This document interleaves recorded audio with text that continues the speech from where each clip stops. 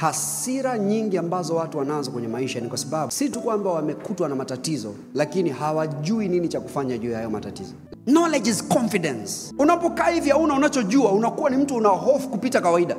Sijui itakuwaje, sijui itakaa kwenye neno likupe kujua. Unaweza kuwa hauna kitu hivi kwenye maisha, lakini una amani sio kwa ya kawaida.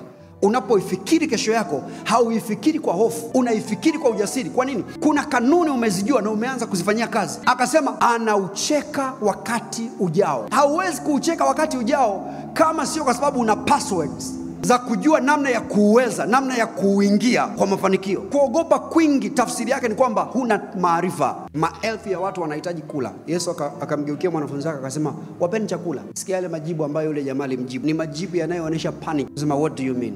Hamna kitu tunaweza tukafanya. Maana wanasema Yesu aliuliza hivyo yeye mwenyewe akiwa anajua nini cha kufanya. Uhitaji upo, yes, lakini kwa sababu anajua nini cha kufanya kukutana na ule uhitaji, he is very calm, he is very composed. When you know what to do, you are at peace. Ndio maana katika vitu vya kutafuta kwa nguvu ni maarifa, kwa sababu maarifa yanapoongezeka, pumziko la moyo linaongezeka. Kila kitu unachoangalia kuna maisha yako una hofu nacho, kama kitaendelea kuweko, why? Haujui namna ya kufanya kulinda. Tafuta maarifa. Maarifa yanaleta pumziko kwenye moyo. Wasiwasi mwingi, maana yake upande wa pili hauna taarifa sahihi. Ungekuwa na taarifa sahihi kuhusu hilo jambo, usingekuwa na wasiwasi mwingi kiasi hicho.